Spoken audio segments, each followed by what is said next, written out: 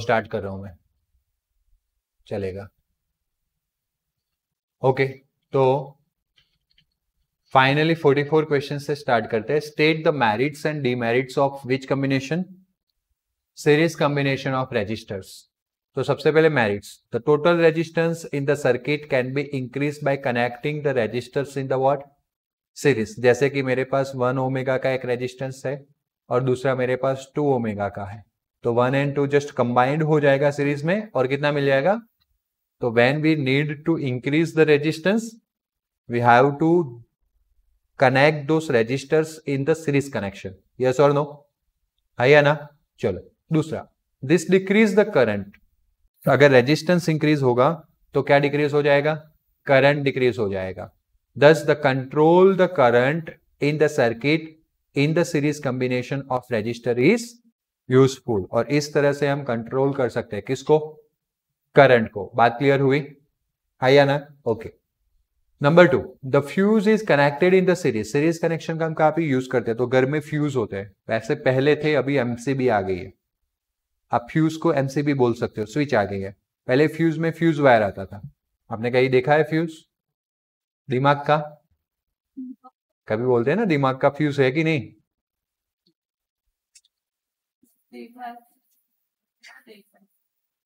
Okay, अभी आजकल ये जो टैप रिकॉर्डर्स वगैरह आते हैं ना, इसमें इस टाइप के फ्यूज आते हैं।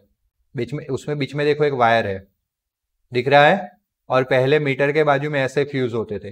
अगर आप गांव में जाते हो ना, तो आपको ये फ्यूज यहां से देखे, यहां से लेके देखो वायर दिख रहा होगा, दिख रहा है यहाँ पे, और फिर इसके साथ कनेक्टेड होता है। नहीं दिख रहा है? अरे ये रहा पतला सा वायर, मुझे दिख रहा है, आपको क्यों नहीं दिख रहा है?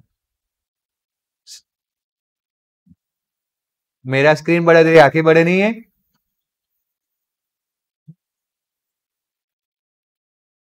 चलो लिसन केयरफुली। सो लिसन, ये सारी चीजें ऑनलाइन नहीं दिखने मिलती है, पता है ना, जो मैं एक्स्ट्रा ओपन करता हूँ। हाँ, तो आपको अगर कभी गलती भी से भूल जाओ कि फ्यूज क्या होता है, तो आपको मेरे जैसे लिखना है, बस कुछ और करना नहीं है। तो वो जो वायर में मैंने आपको बताया कि फ्यूज में 2 टर्मिनल्स के बीच में पतला सा वायर होता है। Okay, so when axis current is pass, जब ज्यादा करंट पास होता है, अगर वो ज्यादा करंट किसको मिल जाए, फ्रिज एसी वगैरह, तो दुडम, है ना, एक साथ 30,000 50,000 60,000 का लॉस। उससे अच्छा बीच में हम क्या रख सकते हैं? फ्यूज या एमसीबी। Got it? तो वो ट्रिप हो जाएगा। एमसीबी आज के टाइम में हम ट्रिप हो गया बोलते हैं, और पहले फ्यूज होता था तो फ्यूज बंद हो जाता था, मतलब कि उसके अंदर जो मैंने अभी पतला वायर बताया वो बंद हो जाता था। तो सिर्फ फ्यूज को निकालना है, वापस वायर को कनेक्ट करना है और डाल देना है, तो वापस अपने, हाँ, तो वो फ्यूज नहीं टूटेगा, उसके बीच में जो वायर था ना वो बंद हो जाएगा पूरा। ओके, हाँ, फिर वो निकाल के नया वायर डाल देना है, फिर वापस फ्यूज इन कर देना है, आपका काम चालू। अब उसकी जगह पे वो बार बार हमें फ्यूज के वायर क्या करने पड़ते थे? चेंज करने पड़ रहे थे ना, तो उसकी जगह पे हमने आज एमसीपी बना दिया, स्विच ही बना दिया। ओके, वो स्विच ऐसे ऑपरेट होती है कि अगर जो गिवन अमाउंट है उससे ज्यादा करंट पास होगा उसमें से, तो वो अपने आप ऑफ हो जाएगी, ट्रिप हो जाएगी इन शॉर्ट, और फिर आपको आप उसको वापस क्या करोगे, ऑन करोगे, एंड देन लेटर ऑन आगे बात बढ़ती जाएगी। बात क्लियर हुई? So the fuse is connected in the series, fuse बोलो या एमसीबी स्विच बोलो, आज वो किस में कनेक्ट करने पड़ेंगे हमें, सीरीज, क्योंकि सीरीज में ही करंट ज्यादा पास होगा तो पता चलेगा।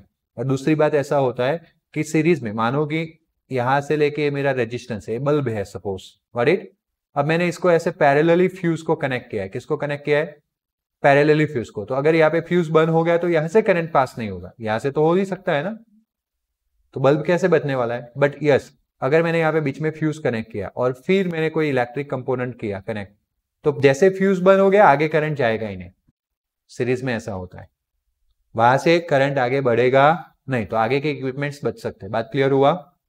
AC mains as well as electrical appliances, AC मतलब ऑल्टरनेटिंग करंट, घर में ऑल्टरनेटिंग करंट आता है, डायरेक्ट नहीं, बैटरी के थ्रू जो करंट जनरेट होता है वो डायरेक्ट होता है, लेकिन घर में कौन सा करंट आता है, ऑल्टरनेटिंग एसी करंट्स आता है। तो AC mains as well as in as well as in the electric appliances in a domestic electric connections. Okay, क्या बता रहा है, एक्चुअली मैंने सेंटेंस हाफ पढ़ा ना, इसलिए थोड़ा अनइक्वल लगा या अनइवन लगा, पूरा पढ़ता हूं। The fuse is connected in the series with the AC mains as well as electrical appliances in the domestic electrical connections. Okay, उसके साथ फ्यूज को सीरीज में कनेक्ट किया जाता है।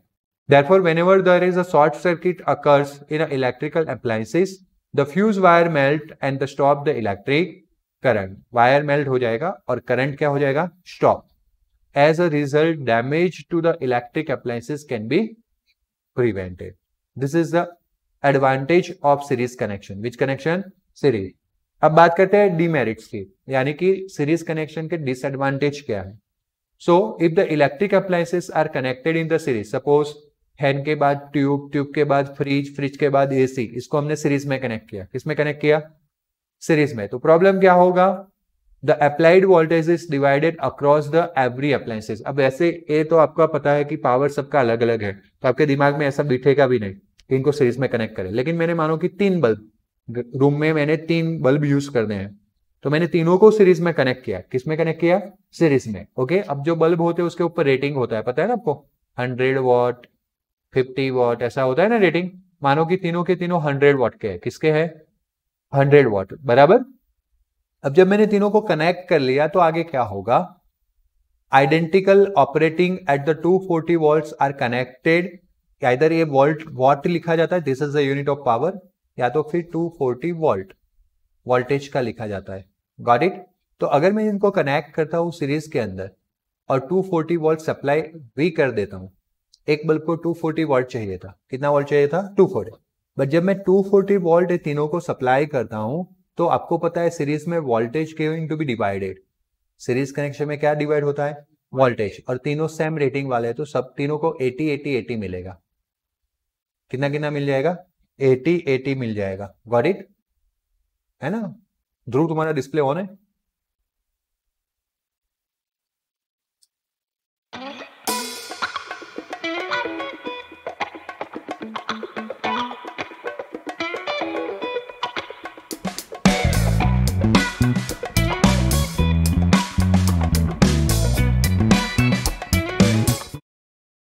सो अब उनको वोल्टेज चाहिए था कितना, 240, लेकिन 80 80 80 मिलेगा, कितना मिल गया, 80 80, तो जितना उसको वोल्टेज चाहिए था उतना मिला नहीं, मतलब कि जितना उसको ग्लो करना था उतना वो ग्लो नहीं करेगा। कभी कभी हमारे घर में ट्यूबलाइट्स या लाइट अच्छे से नहीं जलते तो हम क्या बोलते हैं, डिम लाइट है, मतलब वोल्टेज कम है, यस और नो।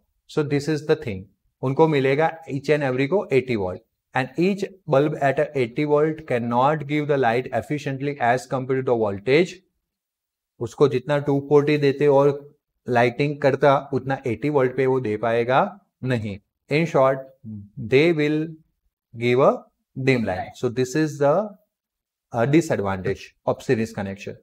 दूसरा क्या होगा, सपोज आउट ऑफ दिस 3, मान लो कि अगर एक बल्ब जो है वो क्या हो गया, बिगड़ गया, तो आगे के 2 भी स्टार्ट नहीं होंगे, करंट जाएगा तो पता चलेगा ना कि स्टार्ट हो, तभी चालू हो गए ना, 1 2 3 थे, पता नहीं कहां से वो ब्रेक हो गया, करंट आगे फ्लो ही नहीं करेगा। करंट आगे फ्लो नहीं करेगा तो कोई भी बल्ब चालू नहीं होगा। एक बिगड़ गया मतलब सब बिगड़ गया। अगर हमने सारे इक्विपमेंट्स घर के सीरीज में कनेक्ट किए होते तो घर में किसी भी रूम में एक फैन भी बिगड़ जाता ना, तो भी पूरे घर की बत्ती गुल हो जाती। अगर कौन सा कनेक्शन होता, तो यहां से आपको आइडिया आ गया होगा कि घर में कौन सा कनेक्शन होता है। बात क्लियर हुई? यस और नो? तो आपने सीरीज नाम सुना है, लाइटनिंग लाते हो ना सीरीज। अब सीरीज में क्या होता है, several bulbs connected in the series, several bulb connected in the series. तो अगर आप देखना सीरीज बंद हो जाती है ना, तो एक साथ 5-10 बल्ब की लाइन बंद हो जाएगी एक साथ।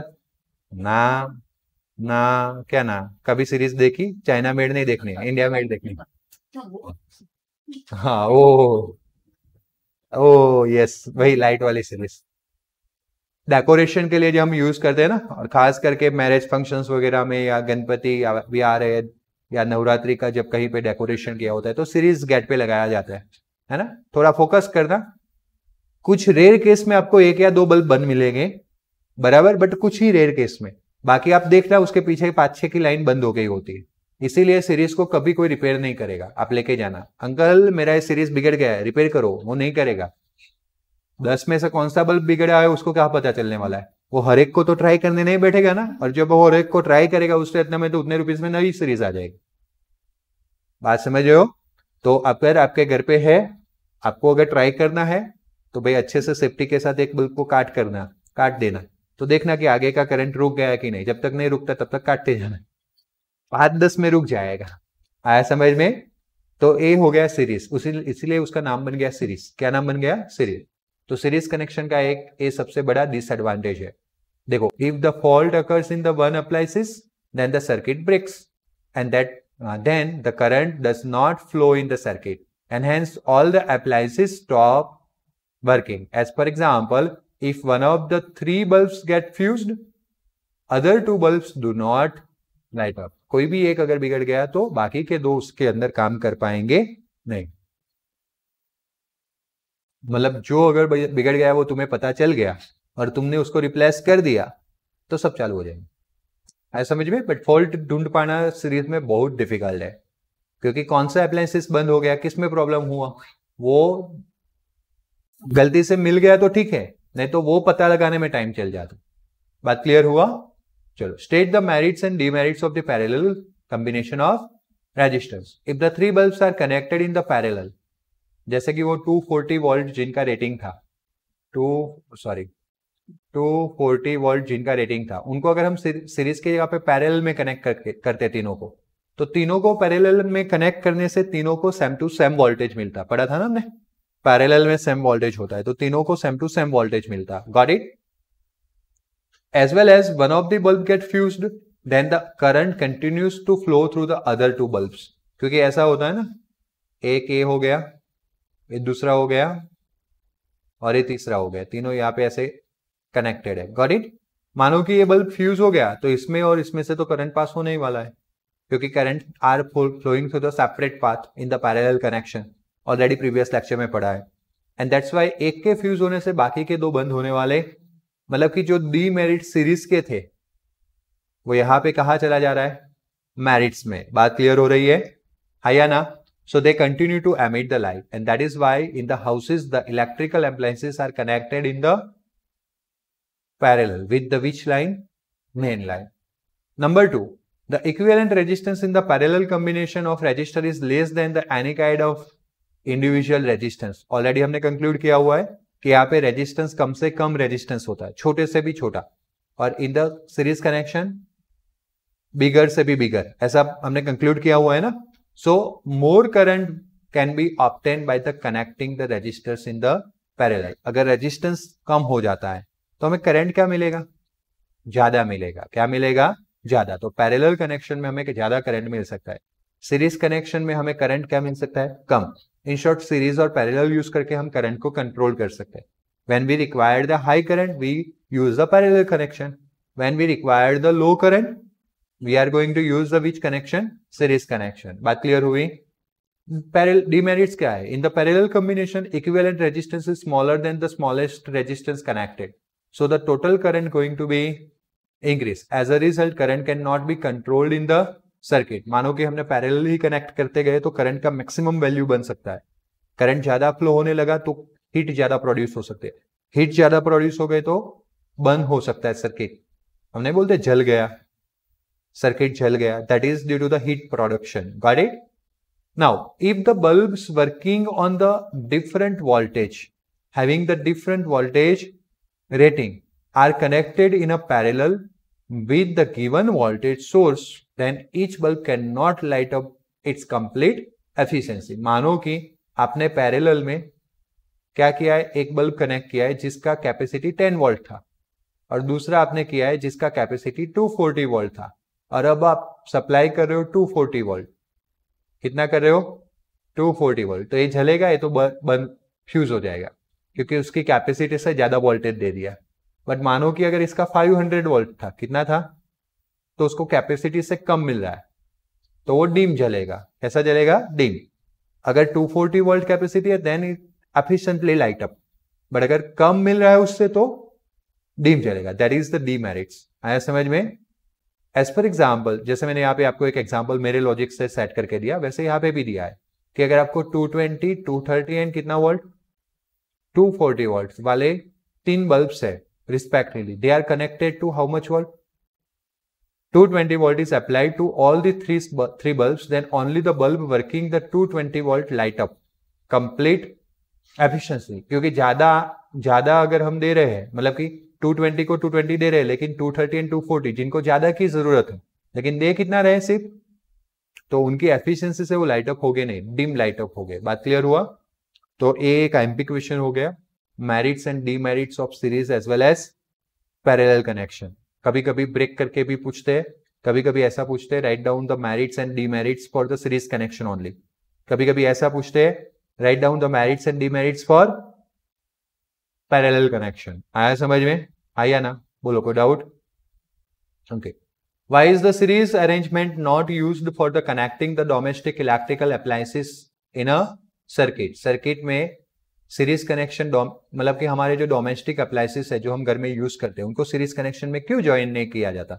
तो सबसे पहला तो ये बात फिक्स हो गई कि अगर कोई एक फ्यूज हो गया तो सब बंद हो जाएंगे. दूसरा बात ये हो गया कि सबको प्रॉपर रेटिंग के अक्रॉस वोल्टेज नहीं मिलेगा.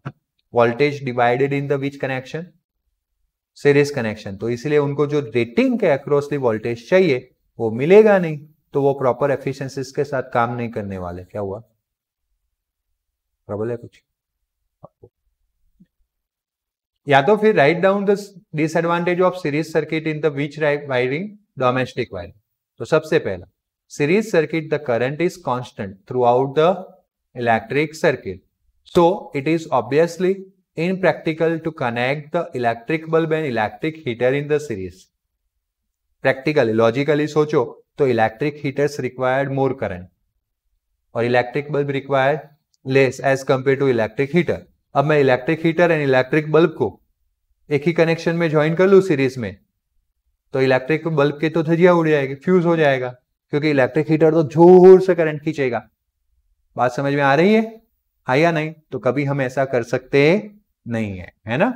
कभी कभी हम, पता है, एक सिंगल बोर्ड के अंदर एक्सटेंशन बोर्ड बनाते हैं ना, तो एक सिंगल बोर्ड को हम वहां पे डालते हैं, फिर उसमें से 5-10 बोर्ड बना देते हैं, फिर उसमें डालते ही जाते. छोटे छोटे इक्विपमेंट्स चला रहे हैं तो ठीक है, बट वो जो एक्सटेंशन बोर्ड हमने खींचा है उसके अंदर मान लो कि हमें हैवी ड्रिलिंग मशीन्स वगैरह ले आए, घर में आए वो काम करने वाले, हैवी ड्रिलिंग मशीन्स वगैरह डाल दिया तो वो फ्यूज हो जाता है, जल जाता है या ना? क्योंकि ज्यादा अमाउंट ऑफ करंट पास होता है तो उसकी कैपेसिटी होती ही नहीं है उस करंट को सस्टेन करने की. इसीलिए हम उनको कनेक्ट नहीं कर सकते एक साथ, because they needs the current of widely different values and operate the properly. Electric bulb को ऑपरेट करने के लिए उसका करंट लिमिट अलग है, इलेक्ट्रिक हीटर को प्रॉपर वर्क करने के लिए उसका करंट लिमिट अलग है.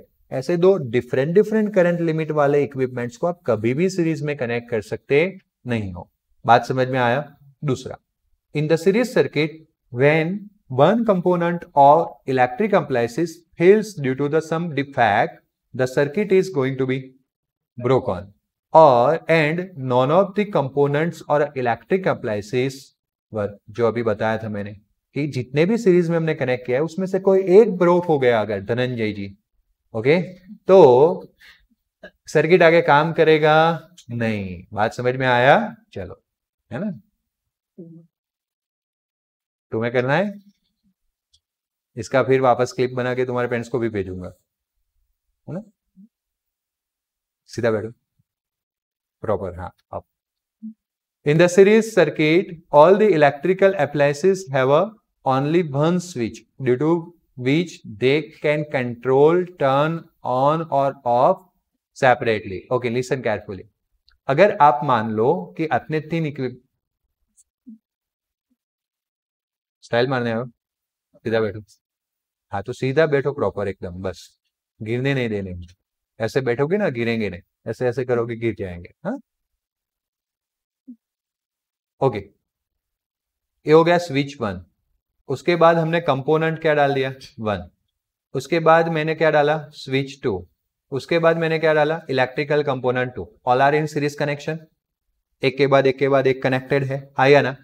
अब मानो कि मैं स्विच 1 ऑन करता हूं और स्विच 2 भी ऑन सिचुएशन में है, तो ये मानो कि बल्ब है, तो बल्ब है तो क्या करेगा लाइट अप, ओके, ए भी लाइट जलाएगा, दोनों लाइट ही है समझ लो, गॉट इट। बट जैसे मैंने इसको ऑफ कर दिया, भाई मेरा क्या मानना था, मैंने कंपोनेंट 1 के बाजू में रखा है तो कंपोनेंट 1 ऑफ हो जाएगा, नहीं, पूरा बंद हो गया। भले हमने 2 स्विच अलग अलग यूज की लॉजिक मार के, लेकिन सीरीज में था इसलिए एक स्विच बंद। तो अब मानो कि ए वाला ऑन है और इसको अगर मैं ऑफ कर देता हूं तो भी कोई काम का नहीं, सब ऑफ। बात समझ में आ रही है? हमारे घर में ऐसा होता है? नहीं होता है। मतलब घर में कौन सा कनेक्शन, वैसे आपको पता ही है लेकिन बता दिया। तो देखो series circuit all the electric appliances having the only, आप जानबूझ के 2-3 स्विच रखो ना तो भी सारी स्विच को ऑन करना पड़ेगा, या सारी स्विच को, कोई एक ऑफ हो गया तो ऑफ ही हो जाने वाला है, मतलब कि वो सारे स्विच एक ही स्विच के जैसे काम करते हैं। बात समझ में आया? भले अलग अलग रखने से कोई मतलब रहने वाला नहीं है। तो in the series circuit all the electric appliances have only one switch due to which they can be turn on और टर्न ऑफ।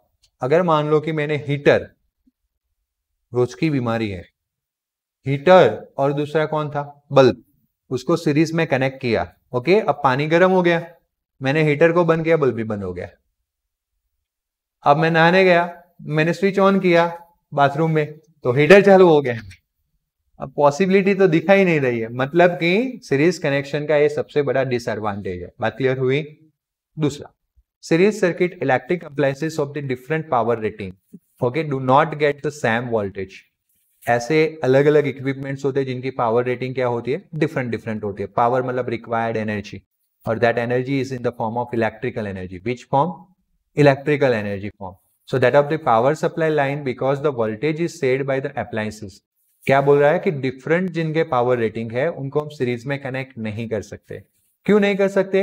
बिकॉज वोल्टेज जो उनके थ्रू सेड हो गए वो क्या हो गए, डिफरेंट हो जाएंगे। सीरीज में वोल्टेज क्या हो जाते हैं, चेंज हो जाते हैं, and thus appliances get less voltage and hence do not work properly। अगर उसको कम वोल्टेज मिलेगा वोल्टेज सेपरेशन की वजह से तो प्रॉपरली वर्क कर पाएगा नहीं। बात क्लियर हुई? Okay, give the reasons why different electrical appliances in a domestic circuit are connected in parallel. Okay, हमें रीजन देना है। हमने ऊपर वाला देखा कि भाई सीरीज में क्यों नहीं कनेक्ट कर सकते, वो सारे रीजंस यहां पे आ जाएंगे कि पैरेलल में क्यों कनेक्ट करना है। बात समझ में आया? लॉजिक सेंटेंसेस थोड़े थोड़े चेंज हो गए, बाकी कॉन्सेप्ट रिमेन सेम। सीरीज में इसलिए नहीं कनेक्ट कर रहे थे ताकि ये सब हमारे प्रॉब्लम थे, पैरेलल में इसलिए कनेक्ट कर रहे हैं बिकॉज वो सारे प्रॉब्लम्स हमारे को पैरेलल में नहीं आ रहे। बात समझ में आया? या तो फिर एडवांटेज लिखने हैं for the which connection in a domestic wiring. So parallel circuit the total current is divided through, वहां पे लिखा था वोल्टेज डिवाइड हो जाता है, that's why equipments properly work नहीं करते। यहां पे क्या डिवाइड हो जाता है, करंट। क्या डिवाइड हो जाता है, current. Current is total current is divided through the different electrical graduates या फिर component, and the total resistance is also going to be decrease, and so this is helpful particularly when each garage has a different resistance and requires different current to operate properly due to the different power ratings. Previous case में हमने ऐसा ही explain किया था ना कि different powers rating होती है, different currents चाहिए उनको ऑपरेट करने के लिए, बट जब हम सीरीज में कनेक्ट करते हैं तो एक जैसा ही करंट जाता है, इसलिए हम उसको सीरीज में कनेक्ट, तो वहां पे हमने बोला कि अब पैरेलल में क्यों कनेक्ट करना है, बिकॉज इनको अलग अलग रेटिंग्स होते हैं, इनका अलग अलग वोल्टेज करंट होता है फॉर ऑपरेशंस के लिए, यस और नो, और वो तो हमें कहाँ मिल सकता है, पैरेलल में, इसलिए हमें उसको पैरेलल में कनेक्ट करना है। तो कॉमन पॉइंट है, बात क्लियर हुई। दूसरा, parallel circuit electric appliances gets the same voltage which is equals to, हमारे घर में जनरली 230 वोल्ट आता है, कितना वोल्ट आता है 230, लेकिन ये लोगों ने 220 लिख के दिया है, ओके। तो 220 volt as a of power supply line and due to this all the appliances work properly, सबको पैरेलल में 220 वोल्ट मिल जाएगा। जब वोल्टेज 220 वोल्ट मिल जाएगा तो वो सबकी एफिशिएंसी जो है वो क्या मिलेगी, फुल प्रॉपर एफिशिएंसी के साथ वो वर्क करेंगे। बात क्लियर हुआ, आया ना। जब से स्कूल चालू हुआ है और स्कूल से आने के बाद दोपहर में खाना खाना स्टार्ट किया है और उसके बाद 3 बजे जब से भी लेक्चर में बैठना चालू किया है, सब आधे से ज्यादा इडल बैठते हैं, है ना, किसी का भी फोकस नहीं है, कोई आयरिंग कर रहा है, कोई अपने बाल ठीक कर रहा है, कोई अपना मास्क ठीक कर रहा है, किसी की पेन गिर जा रही है, ये सब क्या है, हाँ, कोई ऐसे नीचे ऐसे करके बैठा है, कुछ नहीं, अपना स्पाइनल कॉर्ड सीधा रखना है, निगाहें सामने रखनी है, मेरे सामने, इससे किसी भी तीसरी जगह पे नहीं जानी चाहिए। लेकिन पड़ोसी भी ऐसे है, हाँ, कुछ लोग अच्छे से मस्त अटेंशन के साथ बैठे, मतलब वो कुछ ही है, लेकिन 2-3 ही है या 5 है, पर बाकी के लोगों को तो अपनी ही मस्ती करनी है, हाँ, शांति से फोकस करके नहीं बैठ सकते। 45 मिनट्स का लेक्चर होता है, एकदम प्रॉपर कनेक्शन, एकदम इतना कंसंट्रेशन बना के नहीं बैठ सकते कि यहां पे याद रह जाए। एलिस, क्या खाया था भाई आज, हाँ, एसी का प्रॉब्लम है, बंद कर दूं,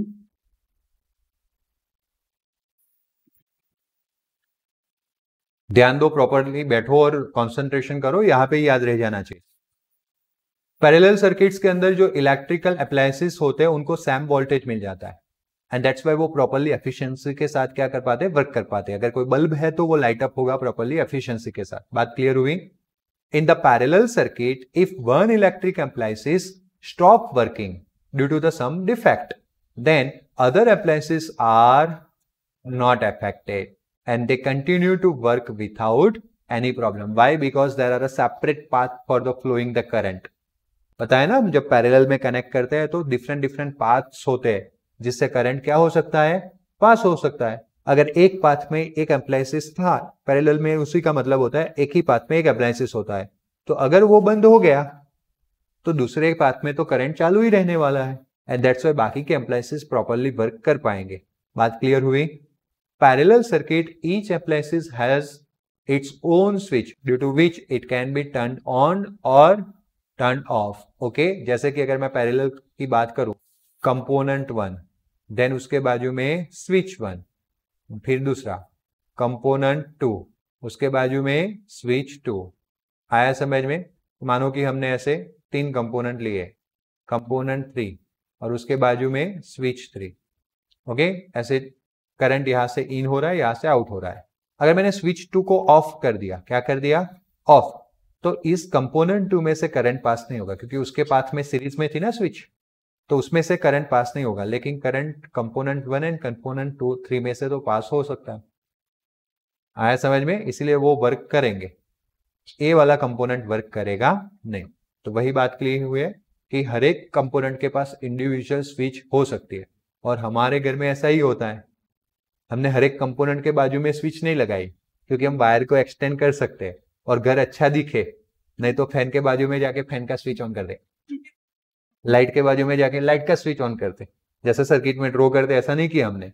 हमने क्या किया, सबके वायर को एक्सटेंड किया, एक स्विच बोर्ड बनाया ताकि भाई अच्छा खासा मस्त दिखे, है ना।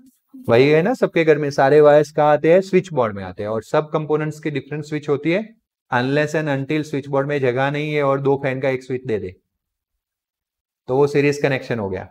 कौन सा कनेक्शन हो गया? सीरीज। वो स्विच बंद मतलब दोनों फैन बंद। अनलेस एंड अनटिल मानो कि मेरे घर में स्विच नहीं होती है तो दोनों का मतलब स्विच बोर्ड में स्विच के प्लेसेस कम पड़ गए और कंपोनेंट बढ़ गए तो फिर क्या करना पड़ेगा? 2 कंपोनेंट के लिए एक स्विच करनी पड़ेगी ना। ऐसा होता है कभी किसी के घर में। बट द थिंग इज कि हमने सारे वायर को कनेक्ट किया है पैरेलली स्विच बोर्ड के अंदर, स्विच बोर्ड के थ्रू। तो हर एक नहीं होगा ना, क्योंकि प्लग वो सारे पैरेलल कनेक्टेड होते हैं ना। कभी कभी हो जाता है तो मतलब सब बंद हो, सारा पीछे का वायरिंग बंद हो जाएगा तो समझ लो कि सारे पाथ ओपन हो गए।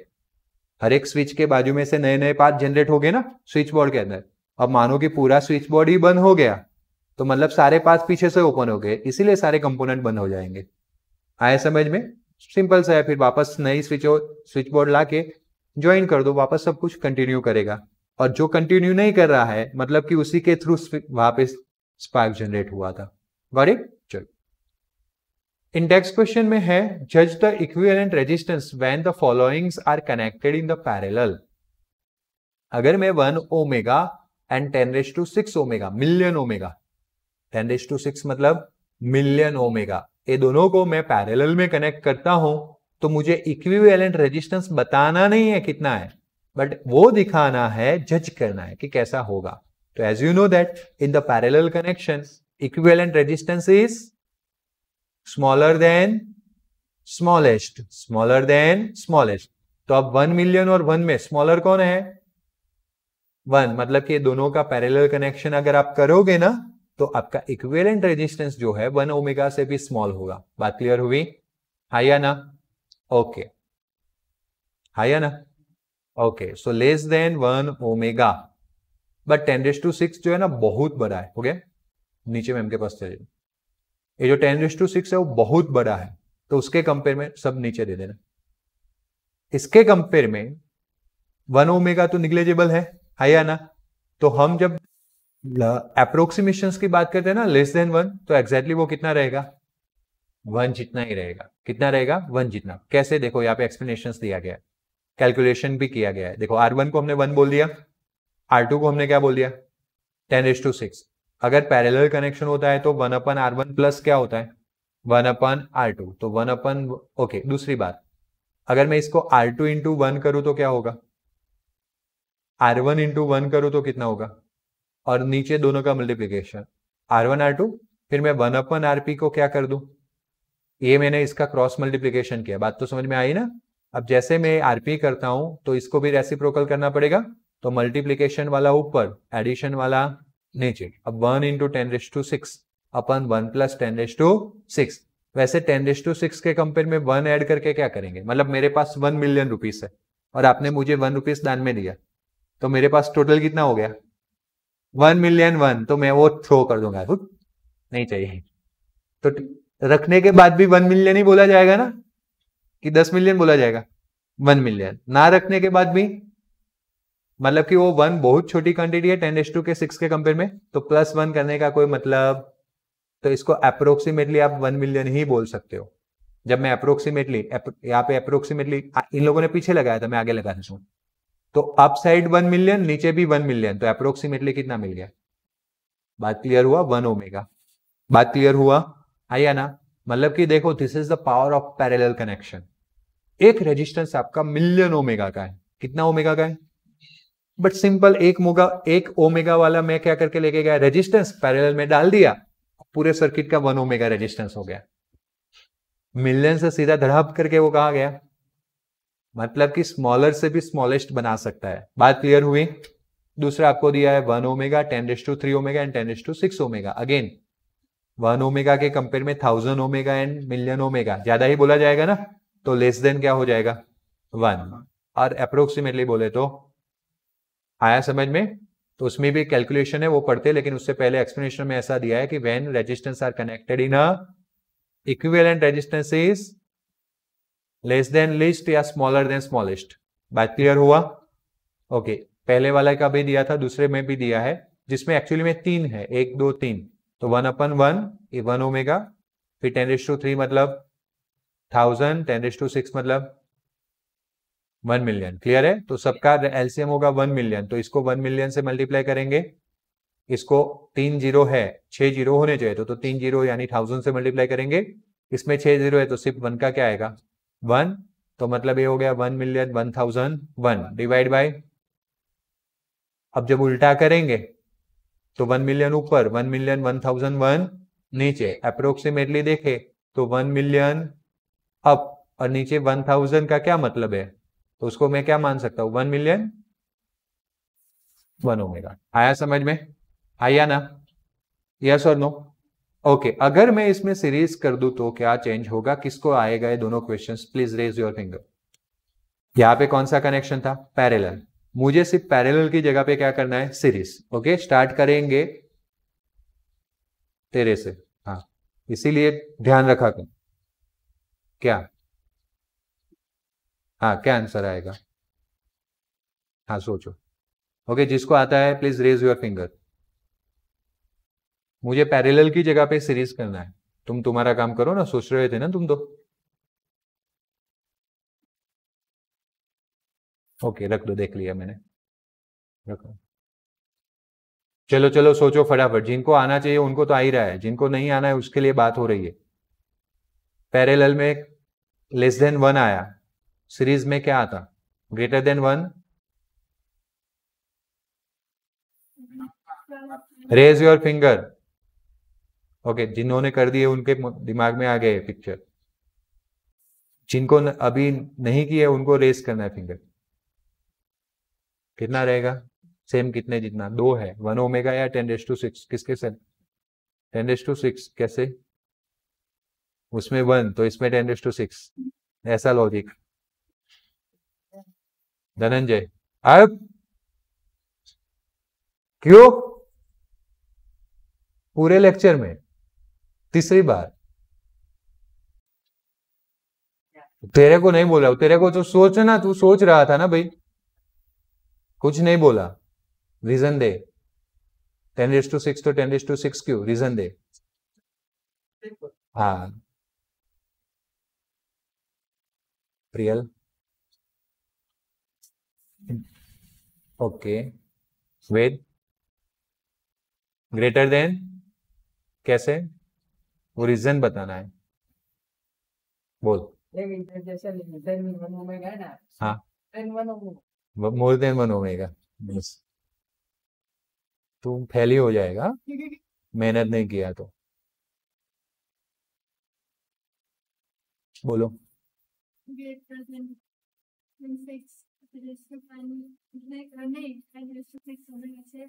ओके, क्या बोला था? सीरीज कनेक्शन में जो इक्विवेलेंट रेजिस्टेंस होता है that is bigger than greater, मतलब बिगर देन लार्जेस्ट, जो बड़ा होता है उससे भी बड़ा होता है। तो 1 ओमेगा एंड 10⁻⁶ में बड़ा कौन?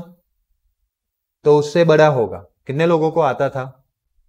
वो कॉन्फिडेंटली, बाकी के लोगों ने क्यों नहीं आया? जब less than sorry smaller than smaller बोला था ना, आया ना? तो यहाँ पे क्या आएगा? लार्जर देन लार्जर, तो ये दोनों में लार्जर कौन सा है? 10⁻⁶, उससे भी लार्ज।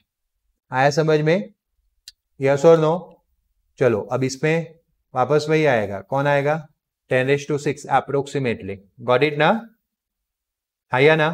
बट इसमें अगर हम देखें तो 10⁻⁶ प्लस 1 10⁻⁶ होगा। 1 ऐड करने का क्या मतलब? इसमें देखे तो 10⁻⁶ प्लस 1000 प्लस 1 यानी कि 1 मिलियन 1001, तो 1 मिलियन एंड 1000 बोल सकते हैं, अप्रोक्सीमेटली 1 मिलियन बोल सकते हैं, कोई दिक्कत नहीं है। कोई doubt? Okay, an electrical lamp of 100 omega, a toaster of 50 omega and a water filter of 500 omega are connected in with the source of 220 volt. What is the resistance of electrical iron connected in the same source that takes as much as current as all three appliances, and what is the current through it? Okay, question पूछा है ना भरखम। 3 appliances दिए थे, तीनों का resistance आपको दिया गया था। पहला रेजिस्टेंस देखो R1 कितना है, R2 कितना है एंड R3 कितना है? ये तीनों को पैरेलल में कनेक्ट किया गया। तो our role is that what is the equivalent resistance of this three. तो 1/Rp equals to 1/R1 plus 1/R2 plus 1/R3 all are in a same range, कोई बहुत ज्यादा बड़ा नहीं है। तो यहाँ पे अप्रोक्सीमेशन लेना नहीं है, कैलकुलेशन करना है। बात क्लियर हुआ? Once you will get the RP, आपके दिमाग में मैप रेडी करवा रहा हूँ, मैप सबसे पहले न्यूमेरिकल में रेडी होना जरूरी है। जब तक न्यूमेरिकल्स के लिए मैप रेडी नहीं होगा दिमाग में, तब तक आप न्यूमेरिकल को परफॉर्म नहीं कर पाएंगे। फिर आपको वोल्टेज दिया गया है एंड आपके पास आरपी है, आरपी एंड वोल्टेज से आपको करंट मिलेगा। क्या मिलेगा? अब आपको नीचे का क्वेश्चन पढ़ना है। What is the electrical resistance of iron when it is connected to the same source that take as much as current in all three appliances. तो हमने तीनों अप्लायंसेस में से कितना करंट पास होगा वो आरपी के थ्रू फाइंड किया, आई। वही आई करंट अब किस में से पास होगा? Electrical ion. आया समझ में? और वो भी कितने वोल्ट्स के साथ अप्लाई किया गया? 220 वोल्ट। आया समझ में? तो उसका रेजिस्टेंस वहां से वी एन आई से हमें रेजिस्टेंस मिल जाएगा। क्या मिल जाएगा? तो देखो, इलेक्ट्रिक लैंप के लिए R1, इलेक्ट्रिक टोस्टर के लिए एंड बाकी बचा वाटर फिल्टर उसके लिए R3, all are connected in parallel का formula 1/Rp equals to 1/R1 plus 1/R2 plus 1/R1 रखा, R2 रखा एंड R3। 500 इज एलसीएम, इसमें 5 से मल्टीप्लाई करना पड़ेगा, इसमें कितने से करना पड़ेगा? 10, इसमें से 1 से करना पड़ेगा। तो 5 10 1 हाउ मच? 16। मुझे आरपी चाहिए तो रेसिप्रोकल करना पड़ेगा, तो यहां पे भी रेसिप्रोकल कर देंगे। बात क्लियर हुई? यस और नो? कैल्सी इज नॉट देयर, तो आपको खुद कैल्सी बनना है। 4 4 जा 4 से, 4 1 जा क्या बचा? 1 10, 4 2 जा 8, ओके। फिर क्या बचा? 2 20, 4 5 जा इन शॉर्ट 125 बाई क्या बचा? 4। 4 का टेबल बोल लिए जब तक 12 ना आए। 4 3 जा, चलो फिर 5 बचा, 4 1 जा तो 1 बचा, पॉइंट 1 के बाद 0, 10, 4 2 जा 8, 10 में से 8 गया, 2 20, 4 5 जा, ओके। नाउ टोटल करंट कितना पास होगा? तो V अपन आरपी, तो V कितना था? 220 और दिस इज द 31.25, तो 220.00 बताया था ना। 31.25, पॉइंट के बाद 2 डिजिट, तो ऊपर भी पॉइंट के बाद कितने डिजिट एंड देन पॉइंट गायब, तो 2200 3 0 और नीचे आ जाएगा 3125। चलो 5 से बोलते जाओ। एक्चुअली में मेरे ख्याल से जो इजी रहेगा वो मैं बता देता हूं कि ये जो 5 का पावर है आपको 9th में सिखाया गया था, 9 चैप्टर नंबर 1 मैथमेटिक्स, अगर याद आ रहा है तो 5 का ये कौन सा पावर है? तो 5 5 जा 25 5 जा 125, 125 5 जा 625 एंड 625 5 जा 3125। तो ये 5 का कौन सा पावर है? 5, ओके। तो 2 के 5 पावर से ऊपर और 2 के 5 पावर से नीचे मल्टीप्लाई कर दो। आया समझ में? तो अप साइड है 2 का 5 पावर, यहां से क्या बनेगा? 2 2 000 इंटू 2 का 5 पावर, 2 2 जा 4 2 जा 8 2 जा 16 2 जा 32 और नीचे बन जाएगा 1 के बाद 5 0। ये 5 पावर है ना दोनों, तो 5 2 जा क्या हो जाएगा? 10, 10 का 5 पावर, तो 1 के बाद कितने 0? 5 0। ऐसा 9th में सिखाया गया था, नहीं भी याद है तो याद रखना है। तो कितने 0 कट हुए? 3 0 कट हो गए। अब ये दोनों का मल्टीप्लीकेशन करना है, 22 एंड, तो देखो शॉर्टकट वाला मेथड, 3 2 जा 2 2 जा 2 2 जा एंड 3 2 जा 6 एंड 4, ओके। 4 रखना है, ये 0 10 में से 0 को रखना है, 1 को आगे भेजना है। How much? तो ये हो गया आपका multiplication, how much? 704 upon, okay, got it, 7.04 ampere. Now listen carefully. अब ऐसा बोला था कि इलेक्ट्रिक आयन में से भी इतना ही करंट पास होना चाहिए, मतलब कि करंट का वैल्यू ए हो गया और वोल्टेज भी सेम था 220 वोल्ट, तो रेजिस्टेंस ए जो मिला ना वही वही मिलेगा ना। बात समझ रहे हो? अगर मैं लिखूं भी सही V equals to what? I R, तो R equals to what? V upon R. V मुझे कितना लेना है? 220 और करंट ए लेना है, बराबर ना। तो अल्टीमेटली रेशियो तो यही मिलेगा ना आरपी वाला। तो आरपी कितना आया था? 31.25। कैलकुलेशन करने की जरूरत, वोल्टेज का वैल्यू वही है, करंट का वैल्यू भी वही लेना है। पहले हमें वोल्टेज लिया था तो करंट मिला था, अब करंट वही लेंगे जो मिला है, तो वोल्टेज भी, रेजिस्टेंस भी वही मिलेगा ना। So since electric iron connected to the same source 220 volt और करंट भी उतना ही पास होने वाला है, दैट्स वाई उसका रेजिस्टेंस जो है वो किसका इक्वल्स टू होगा। लॉजिकली बताना है, कैलकुलेट करके नहीं बताना है। बात वापस बता रहा हूं मैं, I equals to V upon RP था इधर, बराबर, जिसमें वी कितना लिया था 220, और तो इसका आंसर कितना आया 7.04, आया ना। अब वापस आप V I equals to V upon R, a electric iron के लिए अगर मुझे आर फाइंड करना है तो वी अपन आई, तो वी कितना है अगेन 220 और करंट कितना लेना है 7.04। ये 7.04 नीचे आएगा तो ये उधर चला जाएगा, तो 220 डिवाइड बाई 7.04 कितना मिलेगा 31.25। लंबा समझना है तो ऐसा, लेकिन लॉजिकली ही समझना था तो हम बोल सकते थे कि भाई वही इक्विवेलेंट रेजिस्टेंस हमें मिलता। बात क्लियर हुआ। तो ये दो चीज फाइंड करने को बोली थी, करंट कितना पास होगा और रेजिस्टेंस कितना होगा। गॉट इट ना। तो आज यहां तक रखते हैं। See you in next lecture. Goodbye, take care, thank you.